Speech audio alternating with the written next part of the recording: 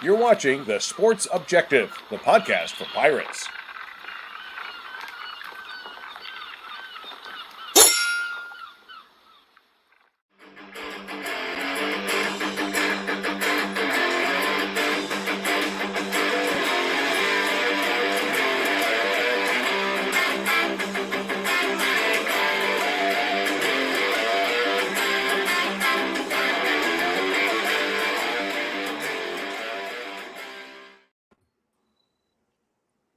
Well, guys, it's Wednesday night, and you know what that means. It's time for another episode of Just Another Sports Podcast here on the Sports Objective Podcasting Network. We're broadcasting, we're podcasting, we're live casting. We might even cast out some lines. I don't know. I'm Kyle Barber, and I screwed that introduction all to hell. And I'm joined, as I will be each and every week, with my co-host, the one and only head coach of Northeast Academy, the legendary, the king of Lasker, North Carolina, the suburb of Virginia. Don't ladies do and that gentlemen. again. Don't do Virginia. We agreed on Runt Rapids last time. The suburb of Emporia, ladies and gentlemen, Mr. Stevie Fly. What's up, buddy? How you doing today? I'm here, man. Same here. And tonight, you know, we're going to be talking about East Carolina defense for the 2023 season, and later on in the show, we're going to give our top 5 linebackers and linemen of all time at East Carolina. And so, what better way to break down the Pirate defense, to talk about linebackers and defensive linemen by talking to our co-host here on the Sports Objective, former East Carolina linebacker, Matt Semenza. Matt, I hope you can talk better than I can tonight, because so far I can't get my shit together. Well, And I Kyle, cussed twice already. you're usually like the, right on point. You're usually locked in. So, I'm sure it'll come to you here in a few minutes. Yeah. But Man, I've had a lot on my mind today. You know what? And hosting is not natural to me.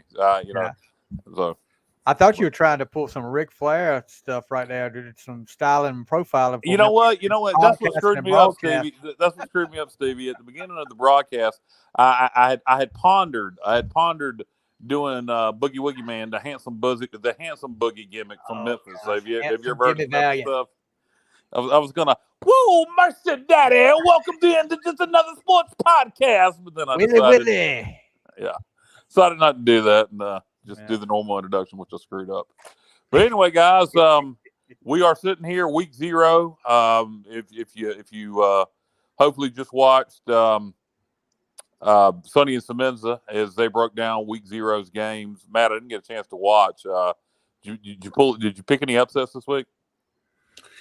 I guess it's hard to call it an upset. I mean, the games are kind of weak, guys, but I did pick Ohio, the Bobcats, to go on the road to San Diego State and cover the 2. So I don't know how much of an upset you want to call that, but it's probably the best I can do. I also have San Jose State covering the 31 over USC. So we'll see. If you got them covering the 2, then you're pretty much are they 2-point dogs or 2-point favorites? So Ohio's a 2-point dog on the road, so I just like a money line. So you like them straight up, basically. Absolutely, yeah. I think they're going to go on the road and take that game. They got a good team coming back. No, they were good last year, so that's a good pick. I like that. That may be the best game of the day. Honestly, it'll be that in terms of competitiveness. It'll be either that one or UMass and New Mexico State. And I know Rennie really thinks UMass is going to be a lot better this year. But if it was anything like last year, New Mexico State's going to, kick their ass. So, what's the line in that one, Matt? Do you know?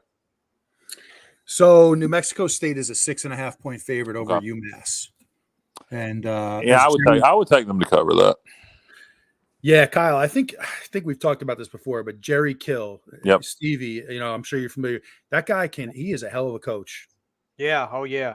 Very good coach. Never flashy. His teams always play really good defense. They can always run the ball. And last year they got better as the season went on.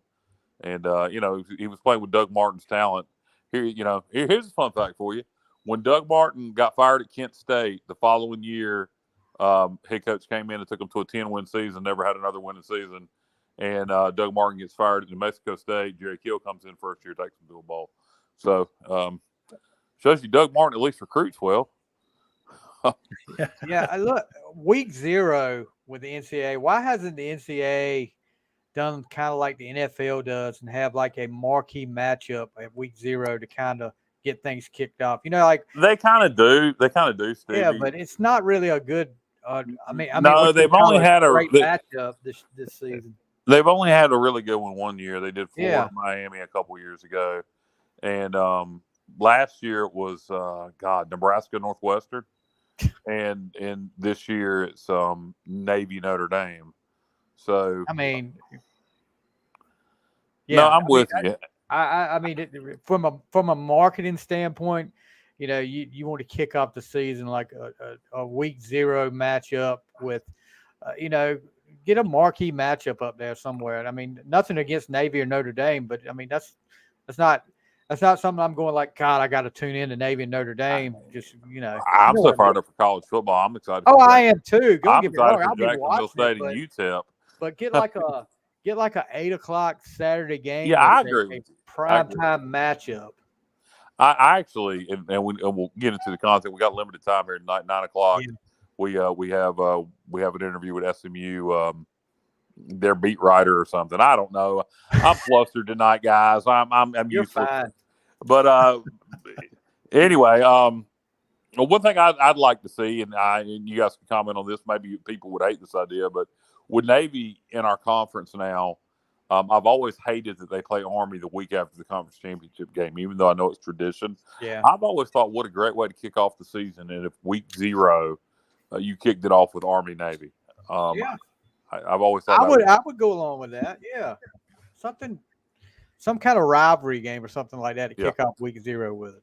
Yeah, no, I think it would definitely be a good idea. All right, guys. So this is what we're doing tonight. We're going to look at the 2023 East Carolina defense, and along with being flustered, I did not have a chance at all to get much research done. This is going to be, I promise everybody, a better performance, more research on upcoming episodes. But tonight I'm going to rely heavy on Matt and Stevie. So guys, let's jump right into it. If we look at the defense from this year, this is year 3 under Blake Harrell. This is year 3, or is this year 3 or year 4? This is year 4 for Blake Harrell's defense. Yeah, it was year 4 for Blake Harrell's defense. When Blake got here, we were all excited. We saw the improvement from 2019 to 2020 with what Blake Harrell's defense has done. But what to me, his defense hasn't put it together yet for a full season. It's always flashes. There are games where we look like we have a stellar top 10 defense, and then there are games like the Houston game last year where you wonder if we have a defense. So my question, I'll start here, and Matt, I'll start with you. As you're a defensive guy. Do you think Blake Harrell has the pieces in place now to put together a good defense for 12 full games?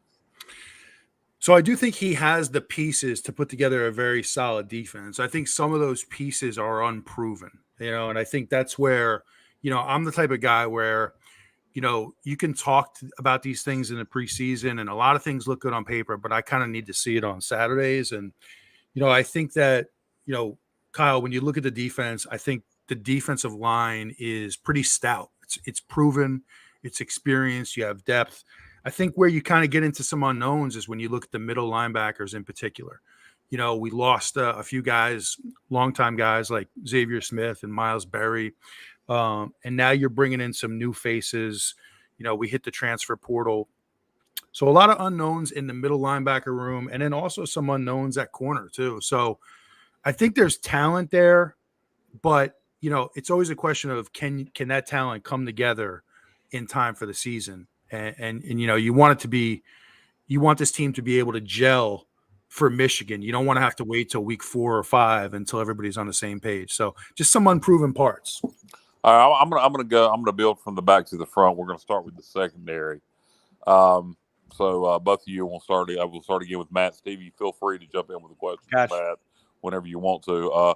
But we'll start with the secondary. Tell me what you like about the secondary. I know we got some guys from the portal. We unfortunately, lost some players in the secondary, lost a guy in the portal. We have our leading tackler back at safety. Just tell me what you like about the secondary, the new pieces from the portal, and what we have returning, and what's your question and what's your concern in the secondary? Yeah, so I mean, I think the first thing I like, when I look at this secondary in particular, is I think our safeties can tackle. I think they're good against the run. Teagan Wilk and Julius Wood. Yep. I think both of those safeties, Teagan's more of a boundary safety, Julius to the field, but both of those guys can come downhill and hit and tackle. So I think from like a physical standpoint, I like where we are at safety. I think some of the concerns I have there are more in the coverage area. Yeah. You saw several times late in the season last year, Houston coming into Greenville, we got carved up, fellas. You saw that. The Temple game defensively was one to forget. I mean, Warner just carved us up. So except for that last drive, yeah. Absolutely. So, I think the safeties, I feel good about where they are. Hopefully another year in the system, we can clean up some of the coverage aspects of it. You also have some depth there too. So we brought in a guy by the name of Omar Rogers from Elon, who was an all-conference player at Elon. By all accounts, he had some injuries this spring and he was slowed down a bit, but now he's kind of getting back to full speed. So he brings depth. He can play the boundary or field safety. And he's shown some ability to go up and high point the ball and make some plays. So he's a guy that I really expect big things from in that safety room too. What about a corner, Matt? So, Stevie, I'm sure you heard this too, but I think the catchphrase of the offseason was length. Yeah. You heard a lot about length. And, Siobhan Ravel, he's going to be starting at one of the corner spots. He's a longer guy. By all accounts, he can really run. And I know the coaching staff feels really good about him. I think at the other corner spot, it sounds like that's maybe still up for grabs a little bit. But I think you're going to see a combination of guys there. I think that you have Isaiah Brown Murray, who, he was a highly recruited kid out of high school. I think right now he's kind of the leader to start at that opposite corner position. And then you have Tymir Brown, a transfer from North Carolina, and Antoine Jackson, who was basically the highest rated recruit of all time at ECU, coming from Miami. And I know you guys recall, He signed with the Canes and then decided he didn't want to be there. Exactly. So good thing for us. And by all accounts, he's ready to go right now. He's ready to play. So, and then you have a kid, Jonathan Jones, who's a transfer from Campbell. He's got a lot of experience. And played against us last year. He sure did. Yeah. And then Rance Connor, who's a transfer from Louisville. So I think you have more bodies this year that can play. I think we're going to be just fine at corner. Like, I'm not worried about some of the losses we had there. Malik Fleming did some good things, but I'm not really too concerned about, that loss. I think these guys can do the job. So more length and more speed, I think, is what I'm looking at. Somebody's girlfriend plays for the Pirates. Yeah, Antoine Jackson's girlfriend plays for the Pirates. Okay. Well, yeah. That explains why he's here. Yeah, that's probably a good reason for you. Yeah. But yeah, I think, looking at the depth chart, it looks like they're giving a slight edge to Isaiah Brown Murray over everybody else right now. But like Matt said, this could be anybody could be stepping in at that other corner right now. I mean, Antoine Jackson could be the starter. You never know with that other corner position. Yeah, no doubt. And quite frankly, losing people we lost doesn't bother me because our secondary didn't exactly set the world on fire last year. No. I actually think we're going to be better in the secondary this year than we were last year. And another thing is, as you pointed out, Matt, we have a good D-line this year, and that'll make a mediocre secondary look a lot better. But we talked about the safeties in the corner, so we'll move up now to the linebackers, your expertise, Matt. You said you have some concern at middle linebacker. What do you like, first of all, about our linebackers? And then tell me what your concerns are. Well, what I like, I think we have a lot more speed this year. I think we have a lot more speed. I mentioned some of the guys from last year, guys like Xavier Smith and Miles Berry, who they did a fine job, but they were bigger linebackers. And I think their strength was more coming downhill with the run fits and stuff in the run, as opposed to guys who could really cover. And I think this year we've added a lot of speed at linebacker, and I think these guys can run sideline to sideline. I think they're going to be able to cover more effectively. So, a few guys, like we have a lot of transfers, but another guy who's in for his second year is Michael Edwards. He's from Georgia Southern, guys, and he started his freshman year there and then transferred out. He does have experience. He's got speed. By all accounts, he's having a good camp. So I look for him. What were his numbers at Georgia Southern, Matt? Was he near an all conference in the Sun Belt, or as a freshman, or was he all? How was he as a freshman at Georgia Southern? So I recall that he was pretty efficient. I think he had like 70 tackles his freshman year, and he did some really good things.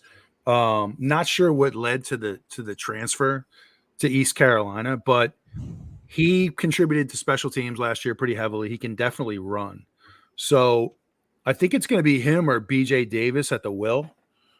He's a transfer from South Carolina State. Yeah. Who Stevie, correct me if I'm wrong, I think he was an all-conference guy there. He was. He was. And Bubba saying Blake Harrell has been very complimentary of him. So that's probably going to give him the edge at the wheel right there. Yeah, and another guy who can run sideline to sideline. I think that's kind of like what we were missing the last few years is the speed at middle linebacker. And then you have fourth-year player, Taylor Jackson, who I think is going to start at the Mike inside linebacker, and he's backed up by Taekwon King, who I think came from Central, if I'm not mistaken. I think so. Yeah, so I think smaller guys in terms of the weight, like some of these guys are like 215, 220, but they can run and they bring length. So I like what we did. But to answer your question, Kyle, what do I not like? I guess it's not that I don't like anything. It's just that a lot of these guys are unproven. We haven't seen them play on Saturdays yet. And so, it's one thing to. Well, not here anyway. Yeah. Yeah, exactly. At least not here. But that's a good point. I mean, they have played, they have experience. So, can you gel? How quickly does it take to gel? I think that's the thing. That's the thing. And, that's the most important thing right there. And I don't mean to just piggybacking off what Matt said. It's how quickly these new faces can gel together, because if they don't gel together, it's not going to work. But I think Taekwon King came from A&T. He didn't come from Central. He came from A&T. So, but that's the key word. How quick can they gel together?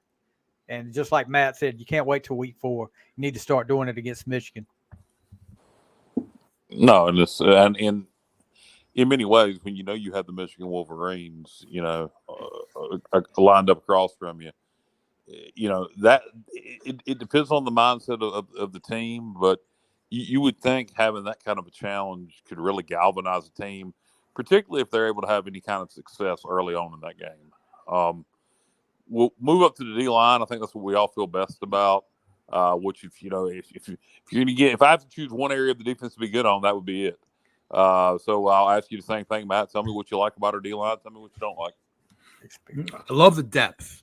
I think we're, if you remember back to Mike Houston's first year here, he went all in on the D line and recruiting, and they did a hell of a job. And it's been a pretty good room, ever since. And you look at it this year. You look at the nose, and it kind of. I always build from the inside out. And I'm sure, Stevie, you're a high school football coach. I mean, the foundation from the inside out is where you want to be strong. Exactly. And you look at Deontay Johnson. I mean, he's a big kid who has experience. He can move. He's what, I think it's his third year in the program now. And then you have at the tackle, you have Elijah Morris, who it feels like he's been here forever. But he's a really good player against the run. He's tough. He brings athleticism. He's durable. He always seems like, he's available to play and play a lot of snaps. And so, I think those two guys will be the mainstays, at nose and tackle. And then you look at defensive end, and a little more question marks there. But Chad Stevens right now, I think, is running with the ones. And then you have guys like J.D. Lampley, Eric Doctor, and then Josiah Robinson, who was a Michigan State transfer, who is coming off. He'll be fired up. Mm-hmm. Oh yeah, that'll be interesting. Yeah, absolutely. So, But a lot of depth. I mean, you just look at this group, guys. I mean, you have between nose and tackle and DN, you have 8 to 10 guys there who you can kind of rotate in and out and feel pretty good about. And another thing on that defensive line is the depth and the experience there, because these guys, juniors, most of these guys are juniors and have been with the program for a while. So, that experience is gonna mean a lot come that Michigan game. Yeah, I have a feeling, and I'm not gonna. We have a little text group, me, Matt, and Dave, where we correspond pretty regularly. And Dave referred to our defense as stellar the other day. I'm not ready to say that just yet. I hope that turns out to be the case. But yeah, I hope he's right too. But I do think our defense may be surprisingly good this year. I think we have the potential. And potential is a dangerous word, but I think we have the potential to have the best defense we've had since 2009. Since 2000. 2009 sounds weird. Since 2009. I think the potential is there to be that good on defense. Whether we'll leave it, I think I had a mini stroke, guys. Whether we'll live up to that potential or not, I don't know. But it's there. I really believe we could be special on defense this year, or we could be mediocre. I think a lot of it's going to depend on kind of what Matt alluded to. It's kind of I think the biggest question marks are corner and linebacker, and if those two position groups can perform, I think we could have a really nice defense. Yeah, one more guy that I didn't mention, and he's more of a nickel linebacker, which in this defense, if you're a nickel, you're going to be on the field a lot because it's such a versatile defense. But Ra Dilworth, and Ra. First of all, I like that name. It's a great name. Yeah, great name. Terrible last name. Now, this is a guy who can run. I mean, apparently he's a 4.3 40. He was highly recruited out of high school. Things didn't work out at UNC, so we're happy to have him here. But apparently he's another guy that can run. And you put him on the field with these middle linebackers, and now all of a sudden you have guys that can really run sideline to sideline and make plays. Yeah. And in this day and time, that quickness and that speed at linebacker means so much. If you can find some guys that can cover sideline to sideline like that makes a big difference on your defense. Yeah, and the game that immediately comes to mind when you talk about the speed we're going to have on defense versus years past, ain't so much Michigan because they're going to run it down your throat. Yeah, it's App State, because App really likes to do that. They like to stretch the field with their zone play, get you looking left and right, and then throw it deep. So I really like the speed. If Matt's right and our speed on defense is much improved, that can play big dividends come game 3 with what App likes to do on offense. Definitely. Yeah, no doubt. And but Kyle, you make a great point. I mean, you think back to App a few years ago when we were in Charlotte, and they just killed us on that outside zone. Mm-hmm. And then they set you up with the play action, and then they look to go over the top. So, I think not to get off Michigan, but you look to App. I mean, you have to take away that run first, because if you don't, you're going to get killed in the play action game. Yeah, and I think we'll be able to. I think our defense actually, the way you're breaking it down, Matt, I think we may match up really well with that, and that's why I bring that game up. Obviously, Michigan and Marshall are very important games. Certainly not overlooking the Wolverines and the Thunder and Herd by any means, but we're breaking down the defense for the whole season here, and that game just comes to mind when I think about watching us play them in 21 and the deficiencies we had with them, their speed on offense versus our speed on defense. I think it could be a little bit different this time around in Boone, but a few games to go before that. Yeah. Guys, we're limited here on time tonight, but we're doing pretty good. It's 8:38, I believe. So before we get into our top 5 here that we're going to do each and every week, this week it's going to be top 5 favorite defensive linebackers and linemen of all time in ECU history. And we'll get to that in a minute. But briefly, I wanted to touch on everybody's favorite topic: conference realignment. A lot of buzz going around again today. There was some meetings with some ACC presidents. discussing Cal, Stanford, and USMU to the ACC. I received a phone call from a contact of mine earlier who has contact in with a major television network who says he believes it's a done deal that Cal, Stanford, and SMU will be going to the ACC. I'm actually okay with 2 of the 3.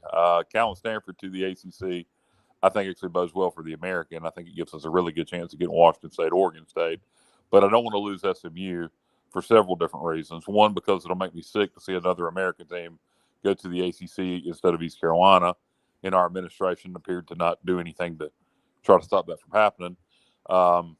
2, and let me ask you guys this, both of you. If SMU goes to the ACC,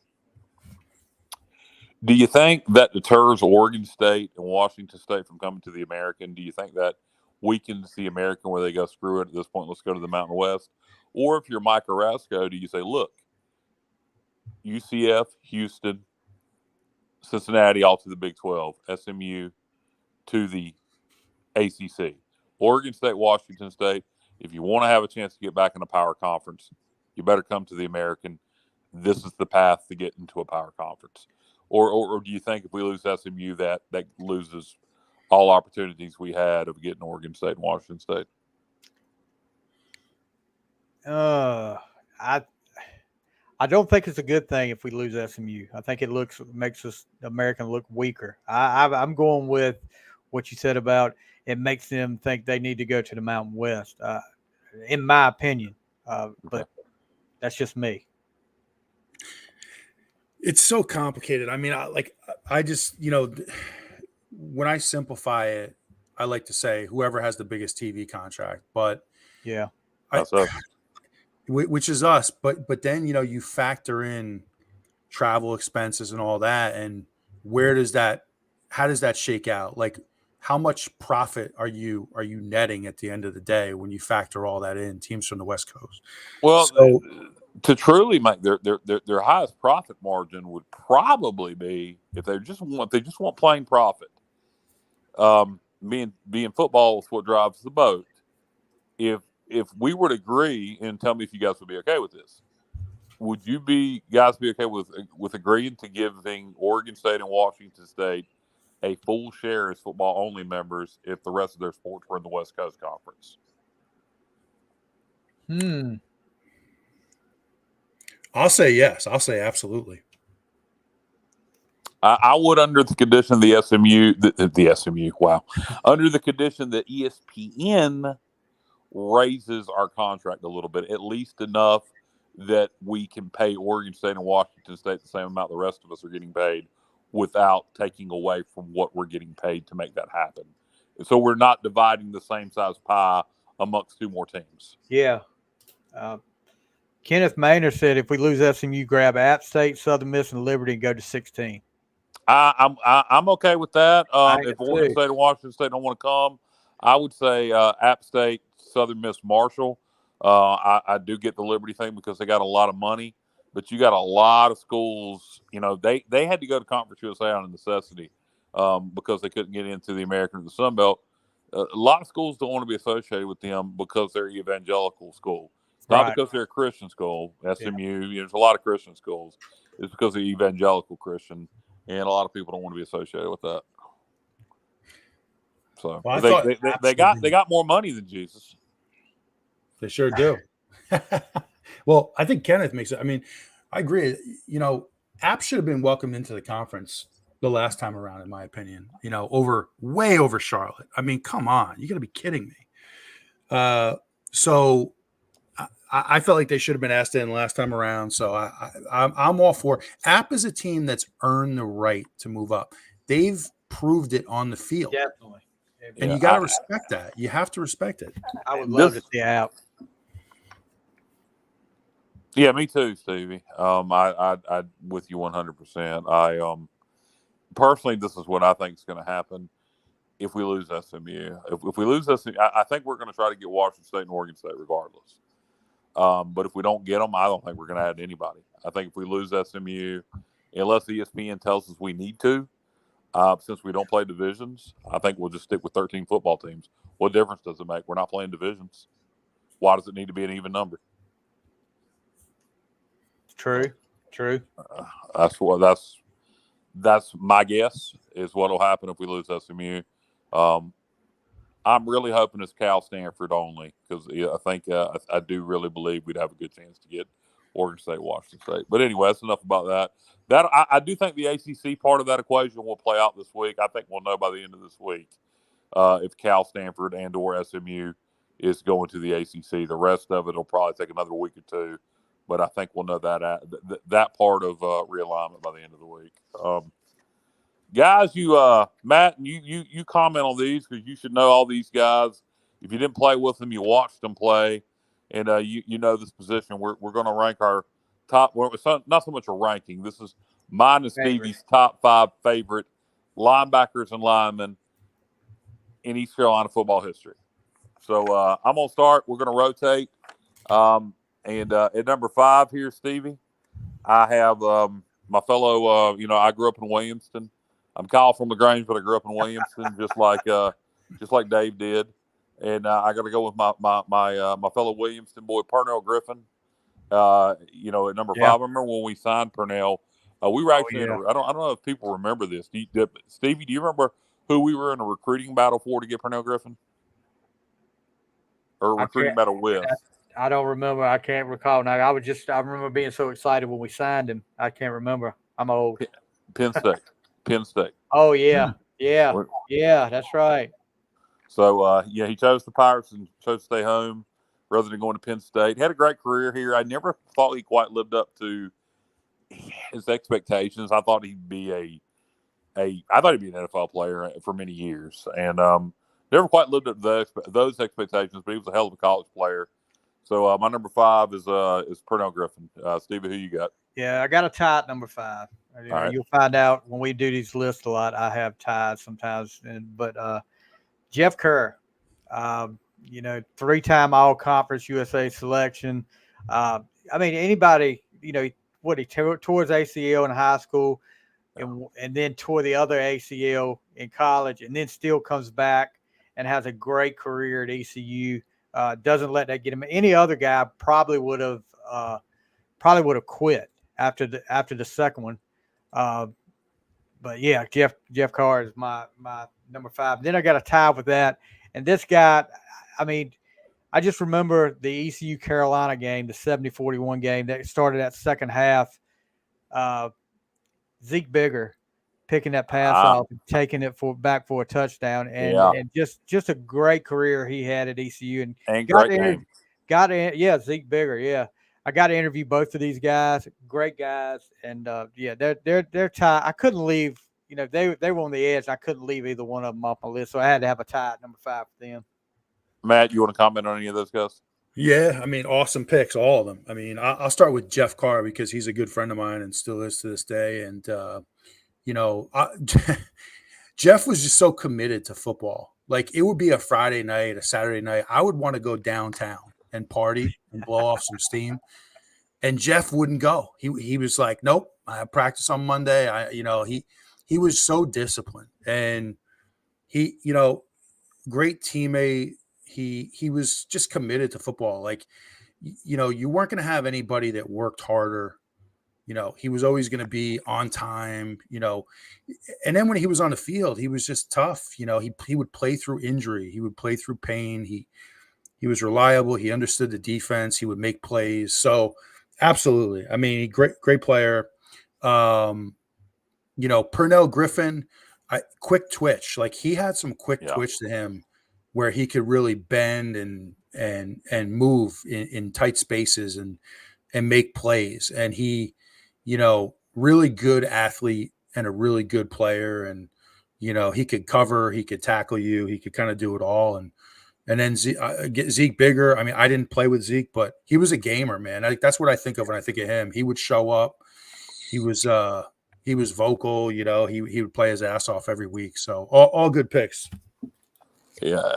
Number 4, I got a guy who, he did his career at East Carolina at linebacker, and a guy that's beloved by everybody. Unfortunately, we lost him way, way too soon in his early 30s. But number 4, I got Morris Foreman. Definitely. I'll talk about. I'll go ahead and tell you he's number 3 on my list, so we can get that out of the way because I know we're a little time constrained tonight. But yeah, unfortunately lost him way too early. But man, what a career! He started out defensive back, then moves to linebacker, and then just picks it right up and has a great career at ECU. Yeah, Mate. so Morris is number 1 for me.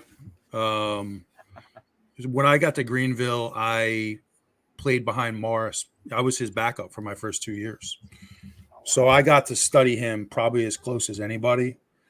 And he didn't say a lot, like Morris wasn't like a big talker, but he just had a knack for making plays. He was always in the right place at the right time. How many linebackers have you ever seen that can return freaking punts? I mean, think about that. Exactly. Not many. Yeah. I mean, think about that. This guy was. I think Morris punts. Foreman. Yeah. So many others. Average, look, it's what freshman year average like 20, 29, almost 29 yards of a kick return. Wow. Yeah, I mean, so just he was different, man. He was a different athlete. He just had a knack of always being in the right spot and making plays. And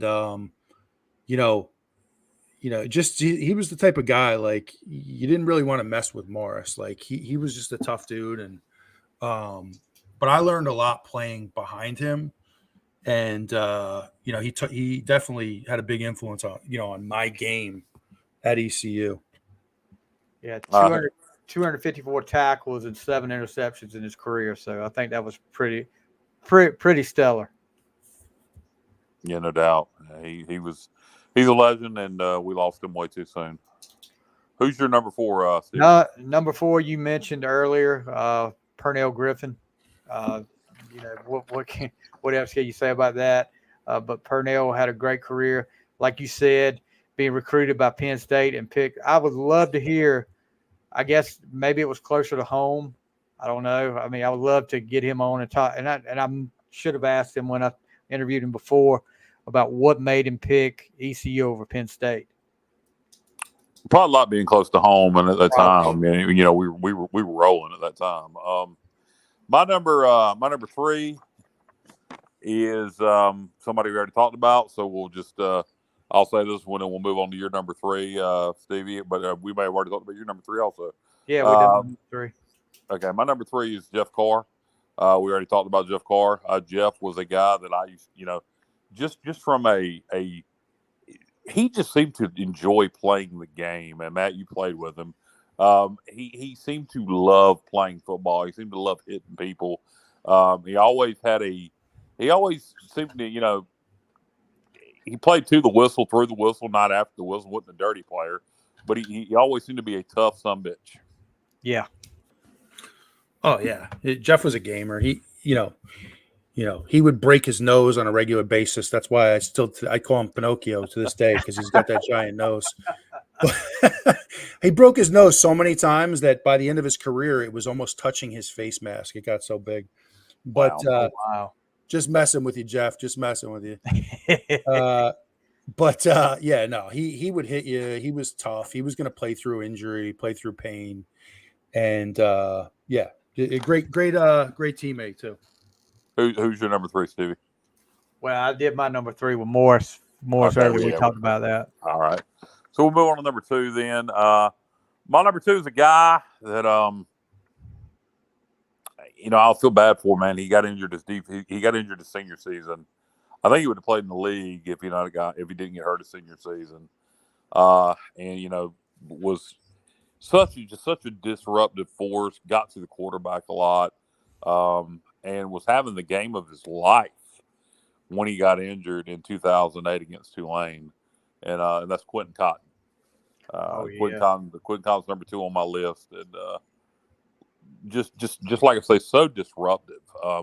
Would get to the quarterback, would blow up running backs in the backfield, and was having the game of his life when he got injured against Tulane. Had blocked the field goal and ran it back, if I remember right, in that game in the first half. And again, I think if it wasn't for that injury, he'd played in the league. Definitely.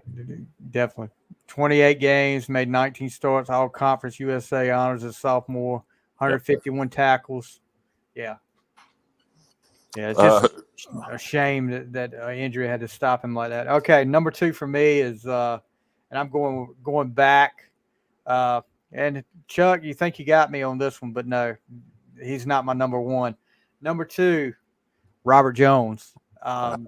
Yeah, I mean, this was probably at the time one of the biggest hyped ECU defensive players in a while. In that 1991 Peach Bowl season, they were talking about All-American. All-American. Yeah, he was going to definitely play in the NFL, and he did. 3-time Super Bowl champion. That Peach Bowl. Hey, this is favorite, Chuck. Now remember, this is favorite. If we didn't say greatest, we said favorite. So Chuck Saley's. I think I probably butchered your name right then, Chuck, but favorite Robert Jones is my number 2 favorite. Yeah, not the greatest of all time. This is our favorites list. Yeah. So just to be clear, my number 1 is the guy who's the head coach of the team that just beat the Martin County football team that we have their games each and every Friday night. And don't forget to listen to Martin County football take on Aiden Grifton this Friday night here on the Sports Objective Network. But the head coach of North Pitt, former Green Bay Packer, C.J. Wilson. C.J. Wilson was a running back in high school, if I remember right. Came here as a linebacker and wreaked havoc for 4 years. C.J. Wilson was an absolute beast. Great interview, too. We need to get C.J. on the show. I remember in media interviews, he always had such a great personality. Love to watch C.J. play. Another guy of that Skip Holtz era. It was just so disruptive. And just wreaked havoc, got to the quarterback, would get running backs in the back that always wrapped up. And nobody outworked C.J. Wilson, man. He was just a worker and a guy that I don't think many people thought would make it to the league and ended up playing a few years. What are your guys' thoughts on C.J.? Go ahead, Matt. Yeah, I mean, just a guy who he was versatile. I mean, he came in. You said he came in offensively, right? And then he was a running back. If I remember right, he was primarily recruited as a running back out of Beaufort County, if I remember correctly. Bubba, is that right? I know he played some D line too. I mean, he just moved around a lot. A really versatile, tough player. Anytime you make it to the league and then last for several years. Yeah, I said linebacker. I said linebacker the whole damn time. He was a defensive lineman, and I know that. I just misspoke. I've been saying linebacker because everybody else on this list was a linebacker. But yes, obviously C.J. Wilson was the anchor of Skip Holtz's defensive lines, along with Linville Joseph and some other guys. But yes, C.J. Wilson was a defensive lineman, not a linebacker. I misspoke. Thank you, Matt. You could have interrupted me while I was making a fool out of myself and pointed that out. Well, you know what, Kyle? I was actually it's late for me too. I'm getting confused on names myself. So I had to think about that one for a minute. No, he definitely was. He was the anchor of that D-line. He was a lot of people will give Linville Joseph the credit of being the anchor of that D-line. And Linville Joseph's a very good player, but I think CJ was the anchor of those defensive lines Skip Holtz had that won those conference championships. And my honorable mention, their number 1 there. I got you, Matt. And Matt, I remember watching you. I remember watching you play for Logan in the 90s. But really, it's more of a personal thing. You've become a friend of mine through doing these podcasts. You're a good dude, and just respect you as a man. So you are number 1 in my heart, baby. Hey, I appreciate it. For anybody watching this, I had to pay a hell of a lot of money to Kyle for him to say that. I mean, so I much appreciated. I paid a lot of money for that, for those words. So thank you, Kyle. No problem. Stevie, who's your number 1 quickly as we wrap this up? All right, number 1, I'm a Steeler fan, and this guy it reminded me of Greg Lloyd and played on that defensive line, Jerry Dillon. Only there for 2 years, but on that Peach Bowl team and made one of the most important plays in that Peach Bowl. I can't remember, the guy for state. He went on to play at Pittsburgh too, but he was breaking a run right at the end, and the only guy there was Dillon, and he trips him up, makes a big tackle, and keeps the hopes alive for the Pirates, and you know the rest. The rest is history. Yeah, quickly, honorable mentions: Pierre Bell, Greg Lefevre, Linville Joseph. You have quick honorable mentions, Stevie? Yeah, you got George Koontz, Mark Libiano. Let's see. I got Linville Joseph too. So just some quick ones. Hey, and since we mentioned D line, my favorite D lineman of all time, you can't forget about the Swamp Monster. Yes, Oh absolutely. God, yeah, yes. Dude, Under Russell McNeil, one of the highlight of the defense. I'll never forget the game he had up in Blacksburg against Virginia Tech. He was a beast. He was throwing offensive linemen around, making plays. He did it in Greenville too, in a loss to them in 13. But yeah, he was indeed the Swamp Monster. I guess you guys were too young to remember that. Well, everybody knows about Danny Capley. Yeah, and we are. I'm too young. Stevie may not be, but I've read a lot about in the books. Read a lot about Capley. Captain Crunch, I believe. Yes.